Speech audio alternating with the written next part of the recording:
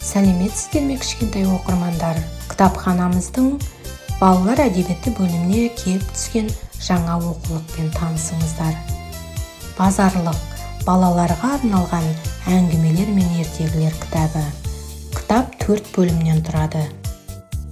Шырынды шақ, ертегілер көкжиегінде, Бекенайдың бастан кешкендері, бой түзеу атты бөлімдерден тұрады. Жазушы халықаралық Алаш әдеби сыйлығының лауреаты Төкен Әлжантегінің бұл жинағына балаларға арналған әңгімелер мен ертегілері топтастырылған. Өз шығармаларында автор жас өскіндер бойына адамгершілік пен айналасына деген мейірім шапағатын сіңіруге ден қояды. Әңгімелер мен ертегілердің оқиғалары қанық, тілі жатық. Құрметті оқырмандары, келіп түсіп жатқан жаңа кітапты бірге оқиық.